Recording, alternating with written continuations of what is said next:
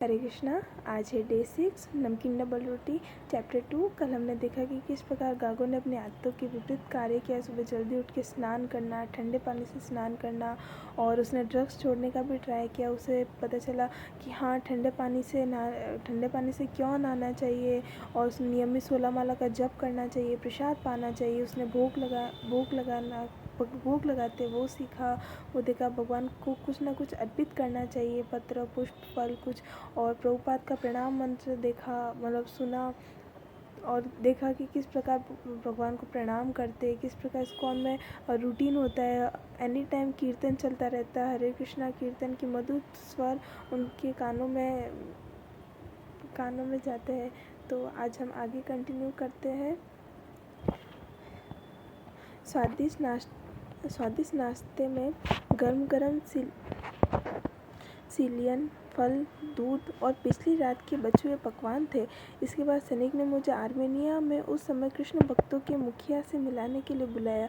हम व्यक्ति एक ऐसे कमरे में गए जिसमें अभी तक नहीं गए थे। वह मेरी भेंट एक लंबी दाढ़ी वाले युवक से करवाई गई। वह युवक अभी भी अपने स्लीपिंग बैग में ही सो रहा था।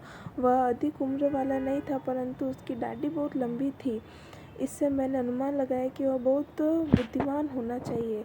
सैनिक ने कहा, यह सन्यास दास या सुरेल है। फिर वह उसकी ओर मुड़ा और उससे कहा कि यह मेरा सबसे अच्छा मित्र गागो है। मैंने इसके विषय में आपसे कई बार कहा था। सन्यास दास ने उत्तर दिया, हाँ, मुझे याद है। ऐसा लगता है कि इसे यहाँ बहुत अच्छा लगा है। मैंने उत्तर दिया, निश्चय ही इतनी अच्छी लगने वाली स्थान पर मैं पहले कभी नहीं गया था। कल रात की घटना से मुझे बहुत दुख है। क्या केजीबी वालों ने तुम्हारा नाम भी लिखा? उसने पूछा। मैंने कहा, हाँ, उन्होंने लिखा था। उसने कहा, तो इसका अर्थ यह हुआ कि अब तुम भी हरे कृष्णा भक्त हो? मुझे इससे कोई फर्क नहीं पड़ता है। मैंने कहा। मेरे साथ साथ वहाँ उपस्थित सभी व्यक्ति मुस्कुराए। अब यह तथ्य है कि ये व्यक्ति तुम्हारे परिवार वालों को तंग करेंगे। किसके विषय में? मैंने पूछा। मुझे ज्ञात नहीं, परंतु जब इनको ज्ञात लगता है कि कोई नया सदस्य हमारे समूह से जुड़ा है, तो ये व्यक्ति ऐसा ही करते हैं। ये व्यक्ति तुम्हारे तथा माता पिता और अन्य संबंधियों के मध्य संबंध खराब कर देंगे, जिससे वे तुम्हें यहाँ आने से रोके। ऐसा क्यों? मैंने जोर से पूछा। वे व्यक्ति सोचते हैं कि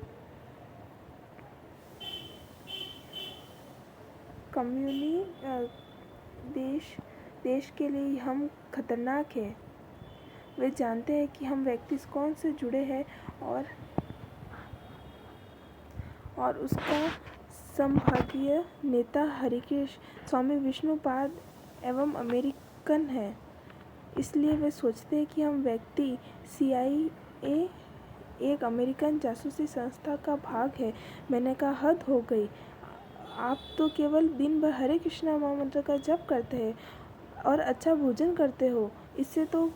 इसमें तो कोई अपराध नहीं है। हाँ, वे व्यक्ति बहुत सनकी है, किसी भी बात को नहीं सुनते हैं, कुछ भी समझते नहीं हैं, और जो भी केजीबी वाले कहते हैं पुलिस वही करते। उसने कहा। इस प्रकार हमारी बातचीत सारे दिन चली। उसने मुझे कुछ कागज़ और हाथ से बनी पुस्तकें भी दी।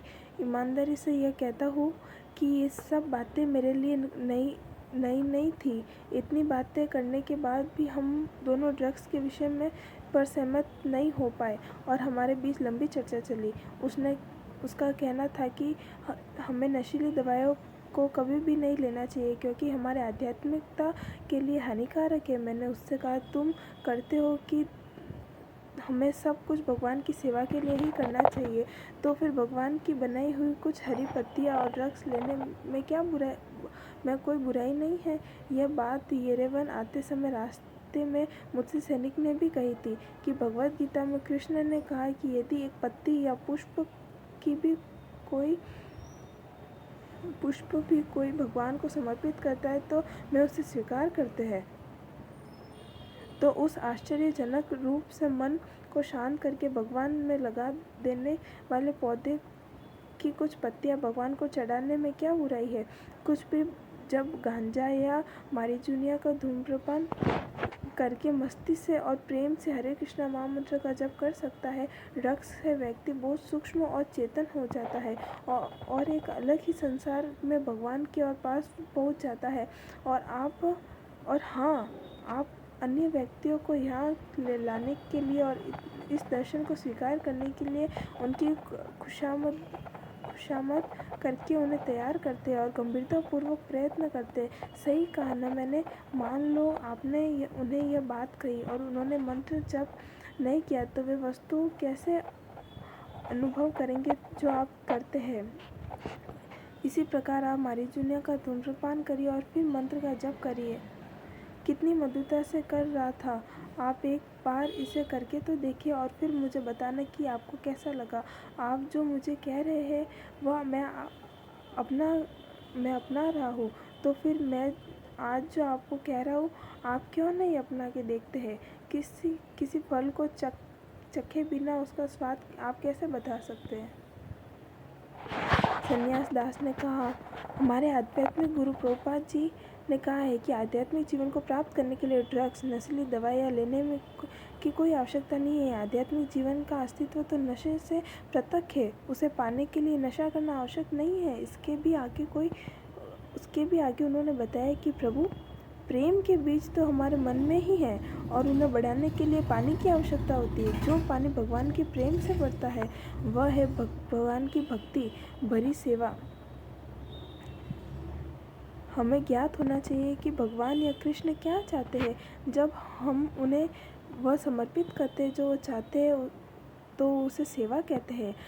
जब आप भगवान से संबंध बना लेते और फिर उनकी सेवा करते हैं तो इससे भक्ति पूर्ण सेवा कहते हैं। परंतु यह आवश्यक है कि हमें यह ज्ञात करना चाहिए कि भगवान क्या चाहते हैं, नहीं तो आप भौतिक इच्छाओं को ही पानी देते रहेंगे और बढ़ाते रहेंगे। हमारे मन में बहुत सारी भौतिक इच्छाएं जैसे धन पाना, प्रसिद्धि पाना आदि रहती है, जो हर एक मनुष्य को अलग अलग होती है।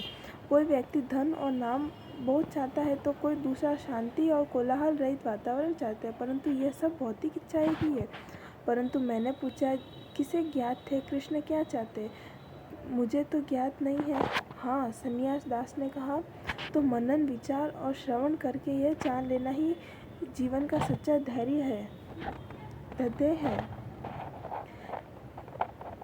इसलिए आपको संबंधित साहित्य और शास्त्र अध्ययन करना चाहिए और उनमें जो लिखा है उसका पालन भी करना चाहिए। यदि आप गंभीर हैं तो कृष्ण अपना प्रतिनिधि भेज देंगे, तो आपके आध्यात्मिक गुरु होंगे और आपको हर कदम पर ही रास्ता बताएंगे। श्रील प्रभुपाद ने उदाहरण दिया कि जब कोई बीमार होता है तो उसे दवाई के साथ ही भोजन भी करना आवश्यक होता है। यह सच है ना?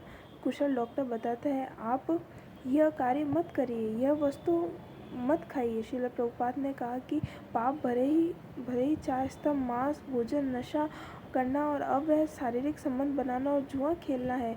यह तो सब ही जानते हैं कि ये सब पाप कार्य से भरे हैं। यह कृष्ण को अच्छे नहीं लगते और ये कार्य हमें अधिक रोगी भी बनाते हैं। भौतिक वस्तुओं के प्रति आकर्षण एक अशुद्धि है, एक विकृति है, इसलिए हम उन गतिविधियों को छोड़ देते हैं।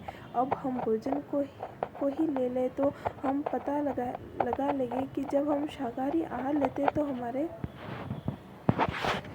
भोजन में बहुत अच्छाइयाँ और गुण हैं, और पहले जब मांसाहार करते थे तो वे पाप भरे थे। वे सद्गुण है, दया, पवित्र, शुद्धता और सत्य का पालन करें। हरे कृष्ण महामंत्र के जप और भक्ति भरी सेवा हमारे पाप पूर्ण विकृति का नाश करने वाली ऐसी दवाई है जो पाप भरी विकृति और विकारों को दूर करने के लिए हमारी मौलिक इच्छाओं को शक्ति देता है। इसके आगे प्रभुपाद कहते हैं कि हर बार जब हम प्रसाद खाते हैं जो कृष्ण को चढ़ाने के बाद मिलता है तो हम भौतिक विकृतियों के प्रभाव से बच जाते हैं। वाह, तब तो क्यों न हमारे प्रसादम ही लिया जाए। हाँ, सन्यास दास ने हंसते हुए कहा, यही तो हम कह रहे हैं। कृष्ण ने जो रास्ता बताया है वह बहुत सरल है। आज के इस युग में सब व्यक्ति अल्पायु, अभागे और बहुत खिन्न हैं, तो भी उनके लिए भी यह बहुत सुगम है। मैंने समर्थन किया, हाँ, यह पक्की बात है। कृष्ण ने भगवत गीता के 9वें अध्याय के 7वें और 8वें श्लोक में कहा है, यत् करोषि यदश्नासि यजुहोषि ददासि यत् पश्यसि कौन्तेय तत्कुर्वस्य मदर्पण। हे कुंती पुत्र, तुम जो कुछ करते हो, जो कुछ खाते हो, जो कुछ अर्पित करते हो या दान करते हो और जो भी तपस्या करते हो, उसे मुझे अर्पित करते हुए करो। शुभाशुभ फलेरवं मोक्षयसे कर्म बंधने संन्यास योगयुक्ताम विमुक्तो मामुपेशयसि।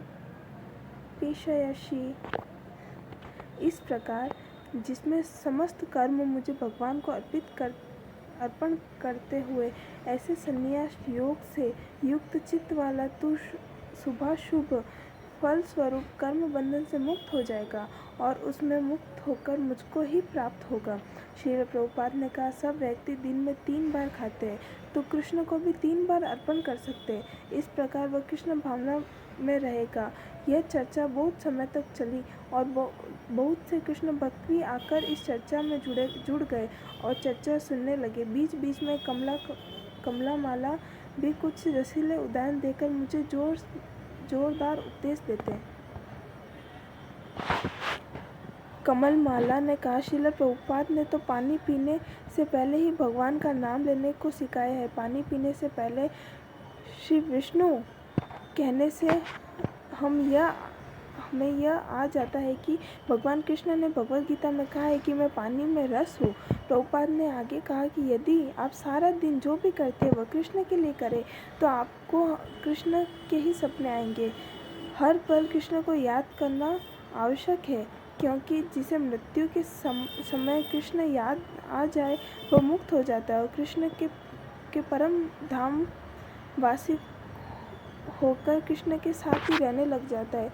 मैंने पूछा, मैं कैसे उस व्यक्ति से मिल सकता हूँ जो यह जानते हुए कि कृष्ण क्या चाहते हैं?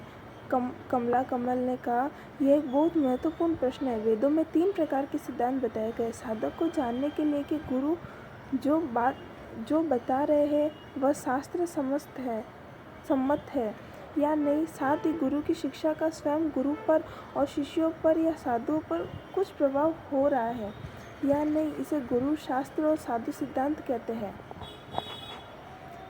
मैंने कहा, जितना मैं इस विषय में सुनता हूँ उतना ही लगता है कि जानने के लिए बहुत बाकी है। सब नियम और विवरण जानने में बहुत समय लगना चाहिए। हरे कृष्णा। मैं एक बार वापस रिपीट करती हूँ और ये पैराग्राफ। कमला माला ने कहा, यह बहुत महत्वपूर्ण प्रश्न है। वेदों में 3 प्रकार के सिद्धांत बताए गए।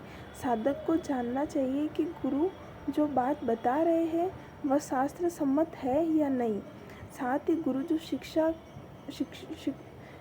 की शिक्षा का स्वयं गुरु पर और शिष्यों पर और या साधुओं पर कुछ प्रभाव हो रहा है या नहीं, इसे गुरु शास्त्र एवं साधु सिद्धांत कहते हैं। मैंने कहा, जितना मैं इस विषय में सुनता हूँ उतना ही लगता है कि जानने के लिए बहुत बाकी है। सब नियम और विवरण जानने में बहुत समय लगना चाहिए। हाँ, कमल ने कहा। श्रील प्रभुपाद ने उत्तर दिया कि यदि कोई सोना ढूंढना चाहता है तो उसे उसके गुण और वह कहाँ मिलेगा यह जानना चाहिए। सोना कहीं मिलेगा, परंतु यदि आपको यह ज्ञात नहीं कि सोना कैसा होता है तो मैं आपको कुछ भी दिखा दूंगा और कहूँगा कि यह तो सोना है, फिर क्या होगा? अब देखो, हमारी भगवान या कृष्ण के साथ संबंध जानने की यह खोज कितनी मूल्यवान है। इसके बाद उन भक्तों ने मुझे मेरे अपने प्रयोग के लिए लकड़ी के मणिकों की माला दी और एक झोला माला को रखने के लिए दिया, जिससे वे मेरी मैली न हो। मैं उसे लगातार अपने हाथ में ही रखा और मैं उससे बहुत जुड़ गया। मुझे और सैनिक मेरी मगेरी वापस लौटाना था,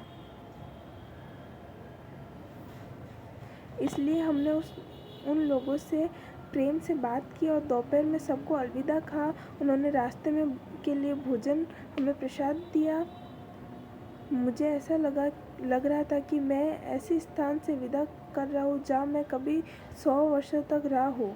वास्तव में तो मुझे मेगेरी के रास्ते पर कृष्ण भक्तों की याद सताती रही। हरे कृष्णा। इसी के साथ हमारा सेकंड चैप्टर कंप्लीट होता है। आज हमने देखा कि किस गागो और कमला कमल के बीच के संवाद को देखा। गागो के प्रश्नों को गागो के काफ़ी प्रश्न थे कि हम ड्रग्स क्यों नहीं लेते हैं, मतलब भगवान ने ड्रग्स के लिए सहमति क्यों नहीं दी। तो पत्तियों से ही बनता है, जब सभी वस्तुएं भगवान की है तो फिर ये ही क्यों ना हम भगवान की वस्तु को ही तो भगवान पे अर्पित कर रहे हैं ड्रग्स के रूप में। एक मतलब मारीजुनिया के वो नशे के रूप में। तो फिर उसके ऊपर सन्यास दास ने उत्तर दिया कि ये प्रभुपाद जी ने मना कर रखा है कि आध्यात्मिक जीवन के लिए किसी भी ड्रग्स या नशीली दवाई की कोई आवश्यकता नहीं है। ये हम जो कृष्ण भक्ति करते वक्त खुद ही अपने आप में एक प्रकार का नशा है। हमारी भक्ति है वो एक पानी की तरह, और उस पानी में जो प्रेम है वो भगवान की भक्ति उसमें पानी का प्रेम बढ़ा सकती है। मतलब और फिर बताया कि हमें जो कार्य करना चाहिए उसमें भगवान का स्मरण करना चाहिए। हर समय भगवान की हमारी चेतना को भगवान में लगाना चाहिए। यदि हम पानी भी पीते हैं तो उससे पहले भी हमें कृष्ण का, भगवान विष्णु का स्मरण करना चाहिए। तो वो भगवान भगवद गीता में स्वयं कहते हैं कि मैं पानी का स्वाद हूँ। मतलब हर चीज़ के परम भोक्ता हमारे भगवान श्री कृष्ण हैं। तो हमें हर समय हमें भगवान का स्मरण करते रहना चाहिए। हर कार्य हमें कृष्ण को समर्पित करके करना चाहिए, तो वह हर कार्य सफल भी होता है और उससे भगवान प्रसन्न होते हैं। भगवान की प्रसन्नता के लिए हमें कार्य करना चाहिए। तो इस प्रकार हमें गावों के काफ़ी प्रश्न थे और फिर सन्यास दास ने उनके उत्तर दिए और फिर बताया कि फिर उन्हें 16 मतलब माला दी और चैंटिंग बैग दिया और फिर उसने उनको अलविदा किया।